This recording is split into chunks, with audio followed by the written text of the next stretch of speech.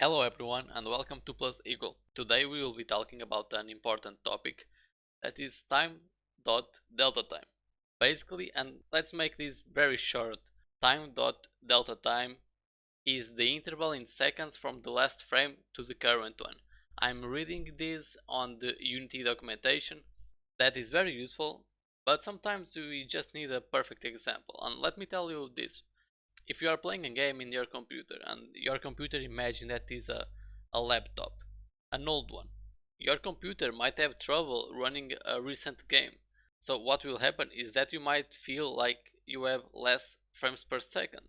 Your computer might run the game at 20 frames per second, imagine. While someone with the top technology can have a good performance computer run the game at 120 frames per second. So you are playing the same game, but one of you run the game at 20 frames per second and the other one 120 frames per second. What will happen to our game object here, our player, while playing the game in both examples? You might say that will be the same, but that's not true. If you are curious about your performance in Unity, you can always hit play, and if you expand the window you have stats, and if you press here you will see how many frames per second your software is running. So mine is usually between 90 and 100 frames per second. And why is this so important for your game? Well, because at the moment we are moving our player. If I open up the script here of the player and go to the script that is moving the game object based on my input, I can see that I'm moving my object every frame. We are doing this in update and you can see that this is called once per frame. So if you are running your game at 20 frames per second, this will be called 20 times. But if you have 120 frames per second, this will run 120 times. And this is why time.delta time is so important. We can make our player movement frame rate independent. We don't need to depend on the frames to call this. So let's try this in another way. Let's press play and move our player. So I'm moving to the right, to the left. Let's put something here. Let's change this to be the horizontal move equal to the input get axis. This will be between 0 and 1, as we saw in the previous tutorial about this WASD movement. And let's multiply this for time.delta time. And if you read the description, it says the completion time in seconds since the last frame.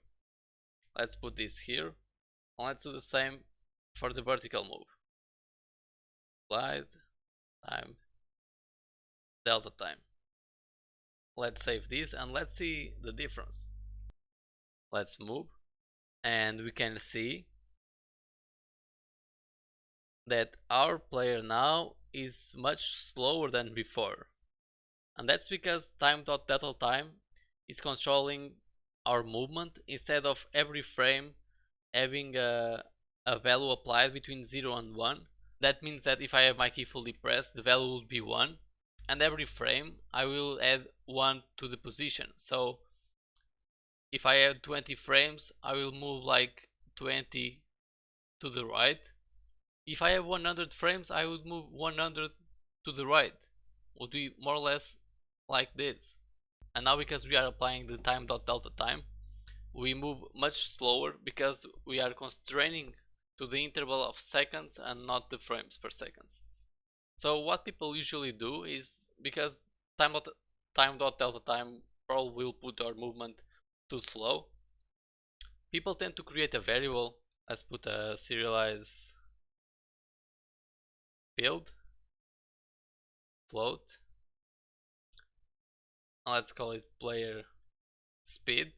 Oops, not a and let's multiply this here as well. So player speed multiplied by time.delta time, and here the same, player speed multiplied by time.delta time.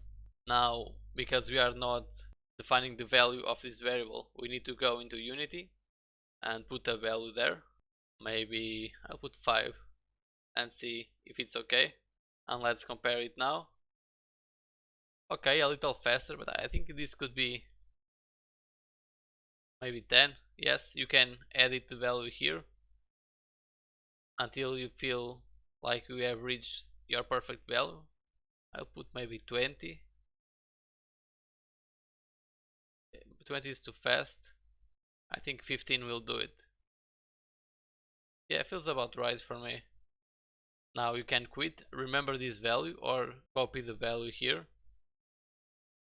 Exit play mode. Come here and update your value. So next time you hit play, you will have your desired behavior. Here we go. So I think that's it for this short tutorial. I hope you guys learn how you should use Time.deltaTime. We will use this through many times in our game. So thank you guys a lot for watching. Like always, remember to leave a like and subscribe if you are not a subscriber yet. I'm really proud of our journey so far, and people have been really awesome in the comments and in the Discord, so maybe you want to stick by as well. Feel free to do so, because more content is always coming. I'll see you in the next tutorial. Until there, stay cool. See you there.